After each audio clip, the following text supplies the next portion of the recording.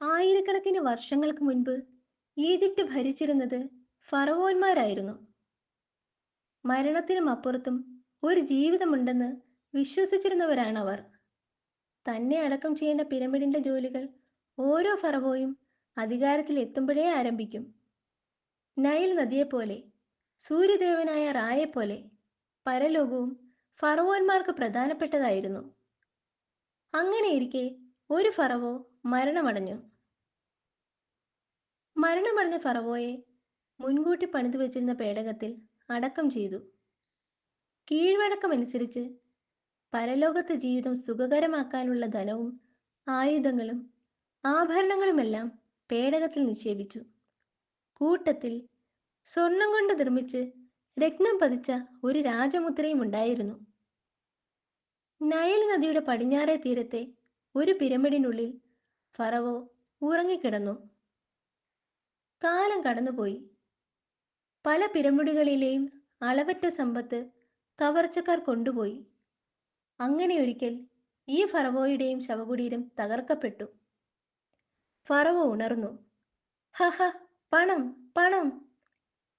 എന്നാൽ ആ കൊള്ളസംഘത്തെ ദുരന്തങ്ങൾ വേട്ടയാടി. കൊള്ള മുതൽ കൊണ്ടുപോവുകയായിരുന്ന പായ്ക്കപ്പൽ പാറയിലിടിച്ച് തകർന്നു മുങ്ങി. അളവറ്റ സമ്പത്ത് കടലിൽ താണു, ഒന്നൊഴികെ. ആ രാജചിഹ്നം കയ്യിൽ വച്ചവരെയെല്ലാം അപകടങ്ങൾ പിന്തുടർന്നു. പല പല കൈകൾ മാറി ഒടുവിൽ അതെവിടെയോ നഷ്ടപ്പെട്ടു. അതോടെ ദുരന്തങ്ങൾ അവസാനിച്ചു. ഫറവോ ശാന്തനായി. നൂറ്റാണ്ടുകളോളം ആ രാജചിഹ്നത്തെക്കുറിച്ച് ആരും ഒന്നും കേട്ടില്ല. പല കാലങ്ങളിലൂടെ, പല നാടുകളിലൂടെ കടന്നുപോയ രാജമുദ്ര ഇപ്പോൾ എവിടെയാണ്? വൈദ്യരേ, വൈദ്യരേ! ആരിത്? സൂത്രനോ? വൈദ്യരെ കാത്ത് ഈ ഇരിപ്പ് തുടങ്ങിയിട്ട് മണിക്കൂർ ഒന്നായി. ഞാനൊരു വയസ്സ് മുതലേ ചികിത്സിക്കാൻ പോയതാ. ഹാ, ഇപ്പോഴെങ്കിലും വന്നത് നന്നായി. എന്റെ കാറ്റ് പോവാറായി വൈദ്യരേ. എന്തു പറ്റി? ആരാ തന്റെ കാറ്റ് കുത്തിക്കളഞ്ഞത്? തമാശ കള. ഇന്നലെ തൊട്ട് വയറിനൊരു വേദന, ഇന്ന് കൂടി. ഹാ, നോക്കട്ടെ. അയ്യോ, അവിടെ ഞെക്കല്ലേ. ഇന്നലെ ഒരു എലി കടിച്ചു മുറിഞ്ഞതാ. അമ്മേ, അവിടെ ഒരു മുള്ളമ്പന്നിയുടെ മുള്ളുകൊണ്ട്. ഞെക്കല്ലേ. ഷെടാ, ഇത് പൊല്ലാപ്പായല്ലോ. താൻ തന്നെ പറ, എവിടെയാ ഞെക്കി നോക്കേണ്ടത്? ദാ ഇവിടെ ഞെക്കിക്കോ. ഇപ്പോഴെന്തു തോന്നുന്നു? വയറുവേദന പിടിച്ച് ചാവാൻ പോവുകയാണെന്ന് തോന്നുന്നു. കുഴപ്പമൊന്നുമില്ല, ദഹനക്കേടാ. അതിന് ഞാൻ വല്ലതും കഴിച്ചിട്ട് ആഴ്ച ഒന്നായി വൈദ്യരേ. വല്ലാതെ വിശന്നപ്പോ 2-3 കാട്ടുപഴങ്ങൾ പെറുക്കി തിന്നു. വിശന്നിട്ട് ബുദ്ധി ഒന്നും ശരിക്കും വർക്ക് ചെയ്യുന്നില്ലെന്നേ. ഹാ, മരുന്നൊക്കെ ഞാൻ തരാം. പിന്നെ വ്യായാമം ചെയ്യേണ്ടി വരും. കമിഴ്ന്ന് കിടന്ന് കാലും തലയും പൊക്കണം. വയറ് മാത്രമേ നിലത്ത് മുട്ടാവൂ. അയ്യോ, അത് വലിയ പാടാ. ഞാൻ തരുന്ന മരുന്ന് ദിവസം 3 തവണ. കൃ, ഹു, ഠോ. എൻ്റെ അമ്മേ! വൈദ്യര് ഇരിക്കാറുള്ള കൊമ്പാ ഒടിഞ്ഞത്. ഇതിനുള്ള മരുന്ന് കൂടി തന്നേക്കണേ. പിന്നെ തലമണ്ടയിൽ കല്ലും മരവുമൊക്കെ വീണ് എനിക്ക് നല്ല ശീലമായി. എന്നാലേ എനിക്കതത്ര ശീലമില്ല. താൻ മരുന്നും കൊണ്ട് സ്ഥലം വിട്. ഭാഗ്യത്തിനാ ഞാൻ രക്ഷപ്പെട്ടത്. വ്യായാമത്തിന്റെ കാര്യം മറക്കണ്ട. കമഴ്ന്ന് കിടന്ന് തല പൊക്കി കാലും പൊക്കി. ഹോ, ഹുമ്മോ, ഇതിപ്പോ നട്ടലിന് വേറെ ചികിത്സ വേണ്ടി വരും. എന്താ സൂത്ര പൊടിമണ്ണിൽ കിടന്ന് ഉരുളുന്നത്? വ്യായാമമാടേ, വ്യായാമം. തലയും കാലും പൊക്കി വയറ് മാത്രം നിലത്തമർത്തി കിടക്കണമെന്ന്. ഏ, ഐഡിയ. എടേ, താൻ പോയി ഒരു കാട്ടുവള്ളി കൊണ്ടുവാ, വഴിയുണ്ട്. ആദ്യം താൻ എൻ്റെ കാല് രണ്ടും കൂട്ടിക്കെട്ട്. കൈ രണ്ടും പിന്നോക്കം വെച്ച് കെട്ടണം.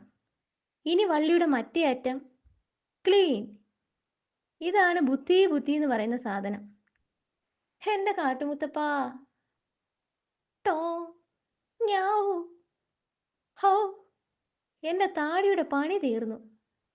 എൻ്റെ താടിയല്ല, ബോഡി മൊത്തം പോക്കായി. വേഗം അഴിച്ചു താടേ. ഏ അപ്പോൾ വ്യായാമം? വ്യായാമം കുന്തം. മര്യാദയ്ക്ക് അഴിക്കടോ.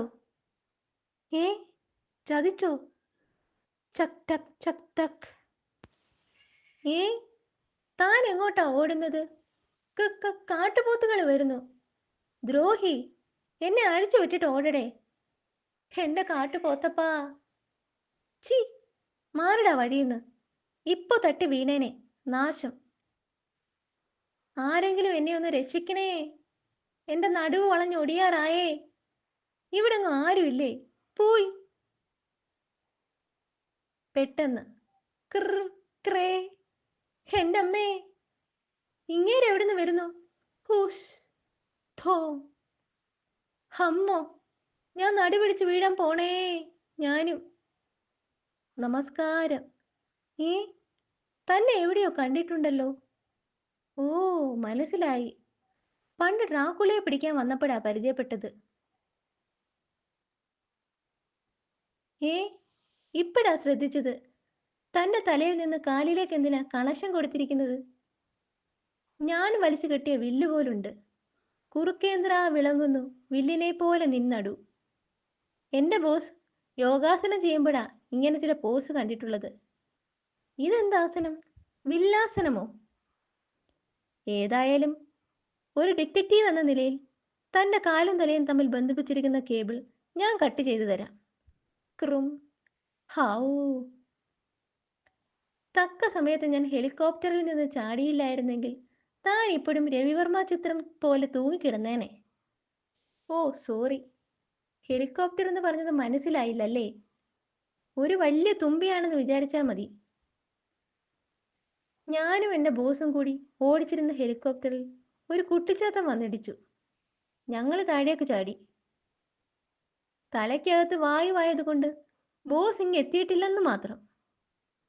അത് ശരി, ഒന്നും മിണ്ടാതെ പോവുകയാണോ? നേന്ത്രപ്പഴം പോലെ പിന്നോട്ടൊരു വളവുണ്ടല്ലോ. ഹാ, അത് പതുക്കെ ശരിയായിക്കോളും. പോയി. ഹാ, കാട്ടുകുറുക്കനോട് ഡിറ്റക്റ്റീവ് കഥ പറഞ്ഞിട്ടെന്താ? ഏ ബോസ് ഇങ്ങ് എത്തിയില്ലല്ലോ. വല്ല പുഴയിലും ചെന്ന് ചാടിയോ? ഷോ, നല്ല പൊരിച്ച കാട്ടുകോഴിയെ കാട്ടിലെങ്ങാനും കിട്ടുമോന്ന് ആ കുറുക്കച്ചാരോട് ചോദിക്കാമായിരുന്നു. ഏ അപ്പുറത്തെന്താ ഒരനക്കം? വഹാ കോൻ ഹേ? ഹമ്പട, ഹെലികോപ്റ്ററിൽ വന്നിടിച്ച കുട്ടിച്ചാത്തനല്ലേ അത്? അയ്യോ, അത് ഞാനല്ലേ. എടാ ഷെയ്ത്താനെ, പറ്റിക്കാൻ നോക്കണ്ട. നിന്റെ ഈ കളറ് ഞാൻ മാനത്ത് വെച്ചേ കണ്ടതാ. ദാ ഇവനും പോണു. കലത്തിൽ എന്താണെന്ന് പറഞ്ഞിട്ട് പോ. ബിരിയാണിയാണെങ്കിൽ നിന്നോട് ഞാൻ ക്ഷമിച്ചിരിക്കുന്നു.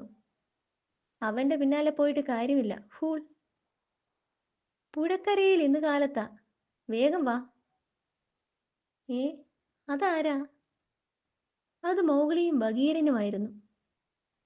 ശ്വാസം മുട്ടി ചത്തതാണെന്നാ തോന്നുന്നത്. ഏതായാലും പോയി നോക്കാം, വാ. ചത്തോ? ആര്? എന്തോ തുമ്പ് മണക്കുന്നല്ലോ. ഇവന്മാരെ പിന്തുടരാം. ഇന്ന് എന്തൊക്കെയോ സംഭവിക്കുമെന്ന് തോന്നുന്നുണ്ട്. മൗഗ്ലിയെയും ബഗീരനെയും തുമ്പം പിന്തുടർന്നു. താമസിക്കാതെ. ഹോ, എങ്ങനെയാണിത് സംഭവിച്ചത്? ആവോ, അറിയില്ല. ഏ അത് കണ്ടോ? മുതലയുടെ വായിൽ എന്തോ തിളങ്ങുന്നു. മൗഗ്ലി പതുക്കെ മുതലയുടെ വായി തുറന്നു നോക്കി. അത് ഫറവോയുടെ രാജമുദ്രയായിരുന്നു. അതേസമയം ഓ വരുന്നുണ്ട്. എന്താടാ വൈകിയത്? ഒന്നും പറയണ്ട, ചെറിയൊരു ആക്സിഡന്റ്. പോരുന്ന വഴിക്ക് ഒരു ഹെലികോപ്റ്ററിൽ ചെന്നിടിച്ചു. എലി എവിടെ ചെന്നിടിച്ചെന്ന്? എലിയല്ല അമ്മൂമ്മേ, ഹെലികോപ്റ്റർ. ഹെലികോപ്റ്റർ. എൻ്റെ അമ്മേ. എന്നിട്ട് അകത്ത് 2 പേരുണ്ടായിരുന്നു. പണ്ട് നമ്മൾ കണ്ട മൊട്ടത്തലയിലും പട്ടിയും.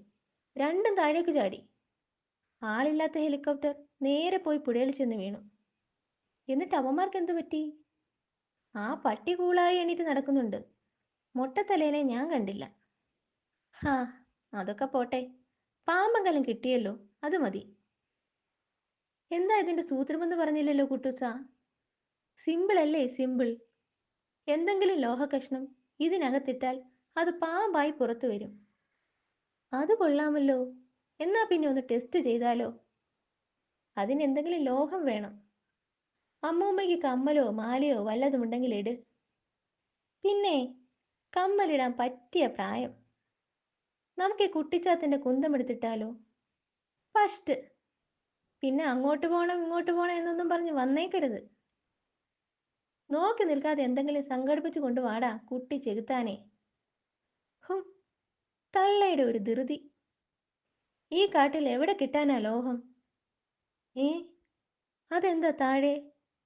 ലുട്ടാപ്പി താഴെ ഇറങ്ങി. അപ്പോൾ മറ്റൊരിടത്ത്. അല്ല, എവിടെയായിരുന്നു ഇത്ര നേരം? മാനത്ത് നിന്ന് ഇപ്പോഴിങ്ങ് എത്തിയേ ഉള്ളോ? ചാട്ടത്തിൽ നിന്ന് പിഴച്ചു പോയോ നിന്റെ കൂട്ടത്തിൽ മറ്റാരുമില്ലാത്തത് എന്തടോ എന്ന് കേട്ടിട്ടില്ലേ? കേട്ടിട്ടില്ല. അതാര് പറഞ്ഞു?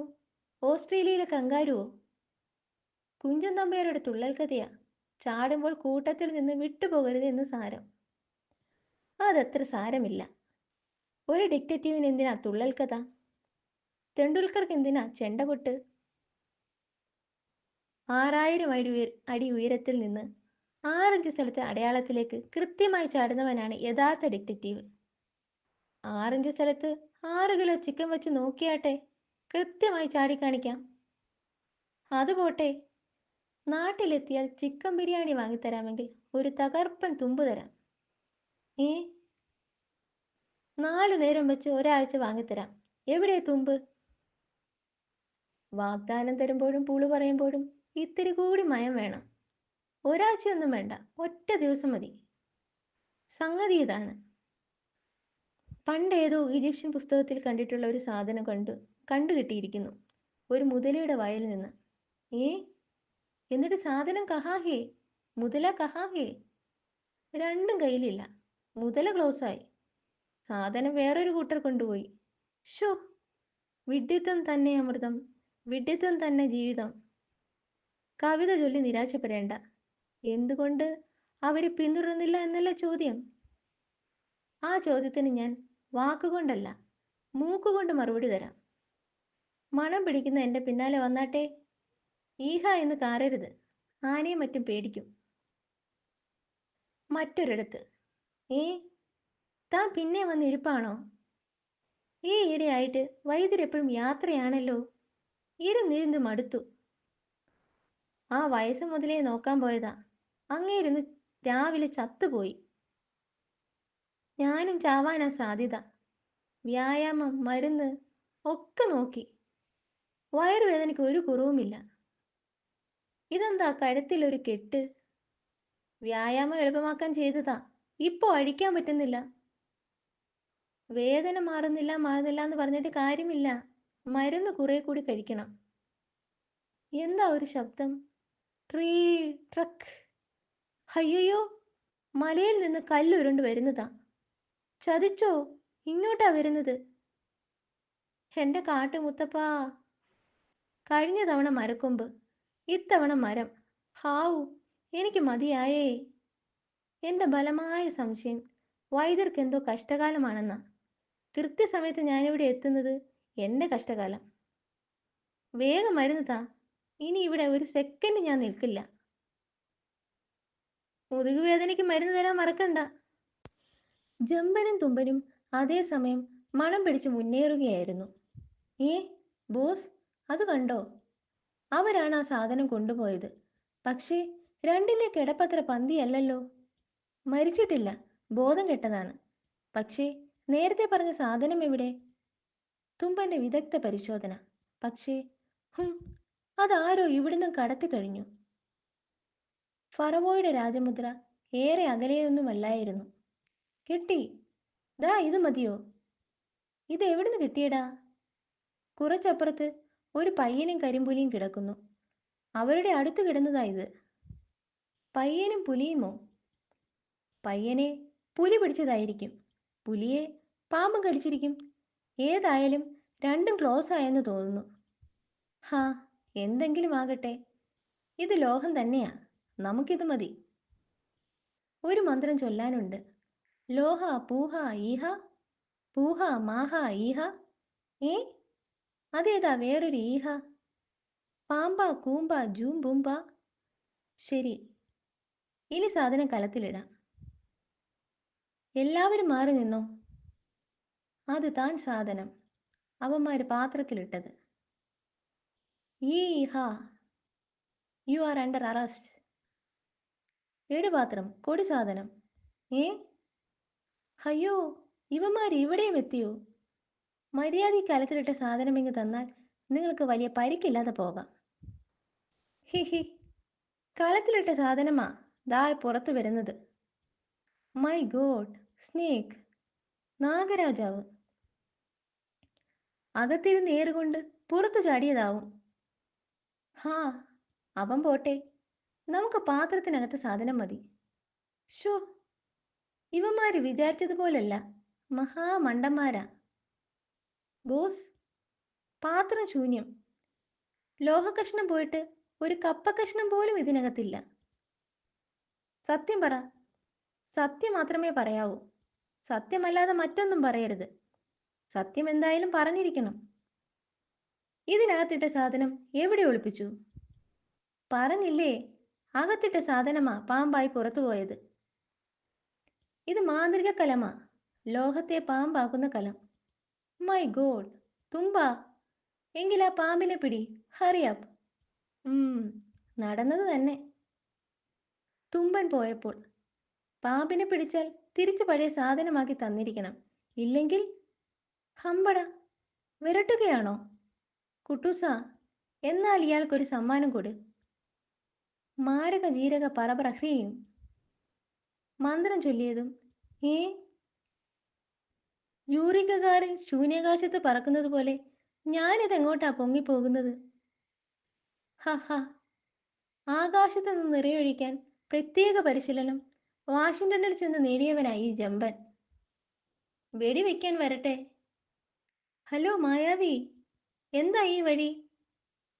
ഡിറ്റക്റ്റീവ് ജമ്പൻ ആകാശത്തും കുറ്റാന്വേഷണം തുടങ്ങിയോ? ജമ്പൻ മായാവിയോട് കാര്യങ്ങളെല്ലാം പറഞ്ഞു. തുമ്പൻ പറഞ്ഞു കേട്ടിടത്തോളം അതൊരു പുരാവസ്തുവായിരിക്കണം. വിലപിടിപ്പുള്ള ഒരു രാജമുദ്ര. ശരി, നമുക്ക് നോക്കാം. ആദ്യം താഴെ ഇറങ്ങാം. ഓം ഹ്രീം. അമ്മൂമ്മേ, ദേ മേലോട്ട് പോയവൻ താഴെ വരുന്നേ. അയ്യോ, മായാവിയുമുണ്ട്. ഓടിക്കോ, ഇനി രക്ഷയില്ല. അങ്ങനങ്ങ് പോയാലോ? ഈ ഹാ, കിളവനും കിളവിയും കടന്നു കളഞ്ഞു. ഹാ, നമുക്കിവൻ മതി. അയ്യോ, എന്നെ വിടണേ. വിട്ടില്ലെങ്കിൽ ഞാൻ തീ ഊതും. തീ ഊതിയാൽ ഞാൻ വായിൽ മണ്ണെണ്ണ ഒഴിക്കും. മിണ്ടാതിരിയടാ. തുമ്പനെ കാണുന്നില്ലല്ലോ.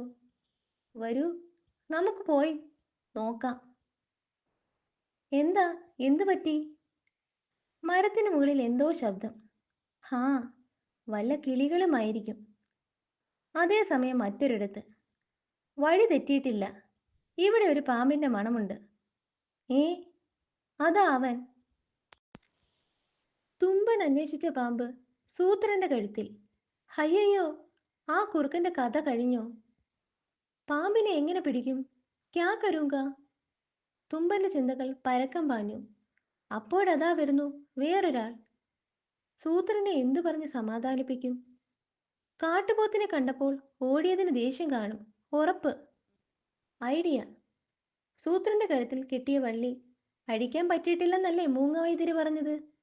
ഞാൻ ചെന്ന് വള്ളി അഴിച്ചു കൊടുക്കും. സൂത്രന്റെ പിണക്കം മാറും. ദാ കിടക്കുന്നു സൂത്രനും വള്ളിയും. പാവം. പേടിക്കേണ്ട സൂത്ര, കെട്ടിയത് ഞാനല്ലേ, അഴിക്കാനും ഞാൻ മതി. Hello, well done. താൻ എങ്ങനെ ഇത്ര ധൈര്യമായി ആ പാമ്പിനെ പിടിച്ചു? പോലീസിലാണെങ്കിൽ തനിക്കൊരു മെഡൽ ഉറപ്പാ. പാമ്പോ? എന്റെ കാട്ടുമുത്തപ്പാ, പാമ്പ്. അതാരാ ഈ കാട്ടുമുത്തപ്പൻ? പാമ്പ് പിടുത്തക്കാരനാ? നിൽക്കടോ. ഷെടാ, അവിടെ നിൽക്കാൻ. ഥോ, മിടുക്കൻ. ബോധം പോയിട്ടും പാമ്പിന്റെ പിടിവിട്ടില്ല. താങ്ക് യു ടൈഗർ ജി, ഇനി ഞാൻ ഏറ്റു. വെൽഡൺ തുമ്പ. പാമ്പിനെ കിട്ടിയല്ലോ, ഇനി കുട്ടിച്ചാത്തൻ പറ. ഇതിനെ പഴയ രൂപത്തിലാക്കുന്നത് എങ്ങനെ? അറിയില്ല. ഏ, അറിയില്ലെന്നോ? സത്യമായിട്ടും അറിയില്ല. ആ മന്ത്രം കുട്ടൂസിനെ അറിയൂ. കുഴഞ്ഞു. ആ കിളവനെ ഇനി എവിടെ പോയി തപ്പും? ദാ ഇവിടെ തന്നെ. ഏ, മൗഗ്ലി, നിങ്ങൾ അന്വേഷിക്കുന്ന രണ്ടുപേരെ ഞങ്ങൾ പിടിച്ചു വെച്ചിട്ടുണ്ട്. ജമ്പൻ സാർ കണ്ടിട്ടില്ലല്ലോ? ഇത് മൗഗ്ലി. ഈ കാട്ടിൽ ചെന്നായ്ക്കളോടൊപ്പം വളരുന്നു. പണ്ട് ആമസോൺ കാടുകളിൽ ഇതുപോലൊരു മനുഷ്യക്കുട്ടിയെ കണ്ടതോർക്കുന്നു. ഇത് ബഗീരൻ. ഞങ്ങൾ നിങ്ങളെ പിന്തുടരുന്നുണ്ടായിരുന്നു. അതുകൊണ്ടാണ് അവരെ പിടിക്കാനായത്. ഓ, അപ്പോൾ മരത്തിനു മുകളിൽ ഞാൻ കേട്ട ശബ്ദം ഇവരുടേതായിരുന്നു. വരൂ, കുട്ടൂസിനെ കാണിച്ചു തരാം. വൈകാതെ. അയ്യോ, വെടിവെക്കില്ലേ, പാമ്പിനെ രൂപം മാറ്റിത്തരാം. അങ്ങനെ വഴിക്ക് വാ. അപ്പോൾ മൊട്ടത്തലയ്ക്കകത്ത് ബുദ്ധിയുണ്ട്. ലോഹ, ലൗട്ട, ഈഹ, പാമ്പ, കോമ്പ, ലൗട്ട. ഹാ, ഇനി പാമ്പിനെ കരത്തിലിടണം. ഏ, വണ്ടർഫുൾ, വണ്ടർഫുൾ. ഏ, ഈ സാധനം ഇതല്ലേ മുതലയുടെ വായിൽ നിന്ന് ഞങ്ങൾക്ക്? അതേ മൗഗ്ലി, കുട്ടൂസനാണിത് പാമ്പാക്കി മാറ്റിയത്. ഇത് കൊണ്ടുപോകുമ്പോൾ ഞങ്ങൾ തളർന്നു വീണുപോയി. ഉണർന്നപ്പോഴേക്കും ഇത് നഷ്ടപ്പെട്ടിരുന്നു. ലുട്ടാപ്പിയാണ് അതെടുത്തത്. നിങ്ങൾക്ക് പോകാം. ഇനി ഈ പ്രദേശത്ത് കണ്ടുപോകരുത്. പൊയ്ക്കോളാമേ. ഈ മൊട്ടത്തലേനെ കൊണ്ട് തോറ്റു. ഞങ്ങളും പോകട്ടെ, പ്രശ്നങ്ങളെല്ലാം അവസാനിച്ചല്ലോ. ശരി മൗഗ്ലി, വളരെ നന്ദി. Thank you. എങ്കിൽ പിന്നെ ഞാനും യാത്ര പറയുന്നു. മൗഗ്ലി പറഞ്ഞതുപോലെ പ്രശ്നങ്ങൾ മുഴുവൻ തീർന്നല്ലോ. ഏ, ഇല്ല. എന്താണ് ആലോചിക്കുന്നത്? ഇല്ല മായാവി, പ്രശ്നങ്ങൾ തീർന്നിട്ടില്ല, തുടങ്ങിയിട്ടേ ഉള്ളൂ. എന്നുവെച്ചാൽ ഈജിപ്തിൻ്റെ ചരിത്രം പണ്ട് കാര്യമായി പഠിച്ചത് ഇപ്പോൾ ഉപകാരപ്പെടുന്നു. വിശദമായി പറയാം. ഈജിപ്ത് ഭരിച്ചിരുന്ന ഏതോ ഫറവോയുടെ രാജമുദ്രയാണിത്. തനി തങ്കം. ഓരോ ഫറവോയും മരിക്കുമ്പോൾ ഇത്തരം രാജചിഹ്നങ്ങളും ആഭരണങ്ങളുമൊക്കെ ശവകുടീരത്തിൽ അടക്കം ചെയ്യുന്ന പതിവുണ്ട്. അത്തരം പല ശവകുടീരങ്ങളും പുരാവസ്തു ഗവേഷകർ കണ്ടെടുത്തിട്ടുണ്ട്. പലതും വളരെ മുമ്പേ കൊള്ളയടിക്കപ്പെട്ടിട്ടുണ്ട്. ഈജിപ്തിന്റെ സുവർണകാലത്ത് എല്ലാ ഫറവോന്മാരും ഇത്തരം സമ്പത്തോടു കൂടിയാണ് അടക്കം ചെയ്യപ്പെട്ടത്. പല ഫറവോന്മാരുടെയും അന്ത്യനിദ്ര ശാന്തമായിരിക്കും. എന്നാൽ ചിലർ മാത്രം ശവകുടീരം തുറക്കുന്നവരെ വേട്ടയാടും. രാജചിഹ്നങ്ങൾ കൈവശം വയ്ക്കുന്നവരെ ഫറവോ പിന്തുടരും. തുത്തൻഖാമൻ എന്ന ഫറവോയുടെ കഥയാണ് പ്രശസ്തം. 9-ാം വയസ്സിൽ രാജാവായ തുത്തൻഖാമൻ 19-ാം വയസ്സിൽ എങ്ങനെയോ മരണമടഞ്ഞു. 1922-ലാണ് തുത്തൻഖാമന്റെ ശവകുടീരം കണ്ടെടുക്കപ്പെടുന്നത്. ശവക്കല്ലറ തുറന്നതോടെ ആ ഫറവോ ഉറക്കമുണർന്നു. തന്റെ കല്ലറ തുറന്നവരെ തുത്തൻഖാമൻ പിന്തുടർന്നു, വേട്ടയാടി. ആ ഗവേഷണത്തിന് പണം നൽകിയിരുന്ന കാർണർമോൺ പ്രഭു മരണമടഞ്ഞു. ഗവേഷക സംഘത്തിലെ മറ്റു പലരെയും മരണങ്ങളും ദുരന്തങ്ങളും പിന്തുടർന്നു. ഇതും അത്തരമൊരു ഫറവോയുടെ രാജചിഹ്നമായിരിക്കണം. വേട്ട തുടരുന്ന ഏതോ ഒരു ഫറവോയുടെ. നമുക്കറിയാവുന്ന കാര്യങ്ങൾ മാത്രം നോക്കൂ. മുതല ചത്തുപോയി. മൗഗ്ലിയും ബഗീരനും വീണു. ആ കടുവയ്ക്കും അപകടമുണ്ടായി. എന്തുകൊണ്ടോ നമ്മൾ ഇതുവരെ രക്ഷപ്പെട്ടു നിൽക്കുന്നു. അടുത്ത നിമിഷം ഠേ, ഏ, ഇടിമിന്നൽ, അതും തെളിഞ്ഞ മാനത്ത്. അതെ, ഒരു പക്ഷെ ഫറവോ നമ്മളെ നോട്ടമിടുന്നതാവാം. അതെ, ഹോ, ഈ രാജമുദ്ര സുരക്ഷിതമായി എവിടെയെങ്കിലും ഉപേക്ഷിച്ചാൽ മതിയല്ലോ. മതി. പക്ഷേ എൻ്റെ ഓർമ്മ ശരിയാണെങ്കിൽ ഇതിൽ നിന്ന് ഒരു ഭാഗം നഷ്ടപ്പെട്ടിരിക്കുന്നു. നടുവിലെ ഒരു രത്നം. ചില മണിക്കൂറുകൾക്ക് മുമ്പ് വരെ രത്നം ഇതിലുണ്ടായിരുന്നു എന്ന് ഈ വിടവ് നോക്കിയാൽ അറിയാം. അതായത് കാണാതായ രത്നം ഇവിടെ എവിടെയോ ഉണ്ട്. നമുക്ക് ആ രത്നം കണ്ടെത്തേണ്ടി വരും. പക്ഷെ എങ്ങനെ? മുതല ചത്തുകിടന്ന ആ പുഴക്കരയിൽ പോയി നോക്കാം. അതേ വഴിയുള്ളൂ. അതെ, അതുവരെ ഇത് ഈ മരപ്പൊത്തിൽ സൂക്ഷിക്കാം. അവർ പുറപ്പെട്ടു. വഴിക്ക് വെച്ച് ഏ, അതാ ലുട്ടാപ്പി ബോധം കെട്ട് കിടക്കുന്നു. എന്തോ കണ്ട് പേടിച്ച പോലുണ്ട്. അതാ അവിടെ ആ കുറുക്കനുമുണ്ട്. ഏ, കുറുക്കനെ കണ്ട് കുട്ടിച്ചാത്തൻ പേടിക്കുകയോ? മായാവി, എന്താ ഒന്നും മിണ്ടാത്തത്? മായാവി, മായാവി, നിങ്ങൾ ആ കുറുക്കൻ്റെ അടുത്ത് എന്തെങ്കിലും കാണുന്നുണ്ടോ? ഇല്ല. എന്നാൽ എനിക്ക് കാണാം. ഹോ, ലുട്ടാപ്പിയും ഇത് കണ്ടാണ് പേടിച്ച് വീണത്, തീർച്ച. എന്താണത്? എന്താണ് അവിടെ കാണുന്നത്? മനുഷ്യർക്കോ മൃഗങ്ങൾക്കോ കാണാനാവാത്ത പലതും ഞങ്ങൾക്ക് കാണാം. അത്തരമൊരു കാഴ്ച. ഫറവോ, ഫറവോയുടെ രൂപം. ഏ, ആ കുറുക്കനും ഇതുമായി എന്ത് ബന്ധം? എൻ്റെ ഊഹം ശരിയാണെങ്കിൽ നമ്മൾ അന്വേഷിക്കുന്ന സാധനം ആ കുറുക്കൻ്റെ കൈവശമുണ്ട്, ആ രത്നം. ഇനി നമ്മൾ എന്തു ചെയ്യണം? കുറുക്കൻ്റെ അടുത്ത് ചെല്ലാൻ പറ്റില്ല. നമ്മളെ കണ്ടാൽ അവൻ ഓടും. എന്തെങ്കിലും ഒരു വഴി തെളിയുമെന്ന് പ്രതീക്ഷിക്കാം. ഏ, ആരോ വരുന്നുണ്ടല്ലോ. ആ കടുവയാണ്. കൂടെ ഒരു മൂങ്ങയും ഉണ്ടല്ലോ. വൈദ്യരെ, സൂത്രന്റെ കാര്യം കട്ട പുകയായി. വിളിച്ചിട്ട് അനക്കമില്ല. ആ പാമ്പ് കടിച്ചോ ആവോ? സംഗതി ഗൗരവമാണല്ലോ. നോക്കാം. വയറ്റിൽ എന്തോ കട്ടിയായി കിടക്കുന്നുണ്ട്. അവനെ പുറത്തു ചാടിക്കണം. ഈ മരുന്ന് കൊടുത്താൽ സംഗതി ശരിയാവും.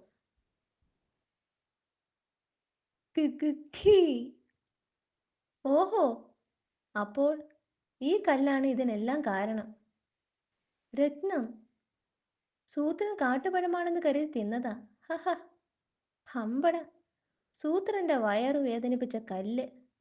കൂരുത്തം കെട്ട കല്ല്. ഇത് ഞാൻ വച്ചേക്കില്ല. ആഹാ, എൻ്റെ ഈ സ്നേഹം കണ്ടാൽ സൂത്രന്റെ വഴക്കൊക്കെ മാറും. Good catch. വരൂ, ഇനി സമയം കളയാനില്ല. 3 പേരും രാജമുദ്ര ഒളിപ്പിച്ചു വെച്ച മരത്തിനടുത്തെത്തി. വേഗ രത്നം ഇതിൽ പിടിപ്പിക്കണം. ഓക്കെ. അടുത്ത നിമിഷം കാതടിപ്പിക്കുന്ന ഇടിനാദം മുഴങ്ങി. ടേ. ഇനിയുള്ള ജോലി എനിക്ക് വിട്ടുതരൂ. ഓൾ ദി ബെസ്റ്റ് മായാവി. രാജമുദ്രയുമായി ശരവേഗത്തിൽ മായാവി കുതിച്ചു പാഞ്ഞു. ഫറവോ തന്നെ പിന്തുടരുന്നത് മായാവിക്ക് കാണാമായിരുന്നു. കടൽ, രാജമുദ്ര ഉപേക്ഷിക്കാൻ യോജിച്ച സ്ഥലം. ഒരു കടൽ ജീവിയും ഇത് കൊത്താതിരിക്കട്ടെ. മായാവിയുടെ ആഗ്രഹം സഫലമായി. സമുദ്രത്തിന്റെ അടിത്തട്ടിൽ ഒരു കൊച്ചു മീൻ പോലും ശ്രദ്ധിക്കാതെ ആ രാജമുദ്ര കിടന്നു. അതോടെ ഫറവോ ശാന്തനായി ഉറങ്ങാൻ തുടങ്ങി. ബാക്കിയുള്ള കഥ ചുരുക്കി പറയാം. ഹെലികോപ്റ്റർ നഷ്ടപ്പെട്ട ജമ്പനെയും തുമ്പനെയും മായാവി തോളിലേറ്റി നാട്ടിലെത്തിച്ചു. ബോധം കെട്ടുകിടന്ന് ലുട്ടാപ്പിയെ കുട്ടൂസൻ എപ്പോഴോ തിരിച്ചു വന്ന് എടുത്തുകൊണ്ടുപോയി. വിഴുങ്ങിയ രക്തം പുറത്തു വന്നതോടെ വിശപ്പും തിരിച്ചു വന്ന സൂത്രൻ ഷേരുവിനോടൊപ്പം പുതിയ സൂത്രവിദ്യകൾ ആലോചിച്ചു തുടങ്ങി.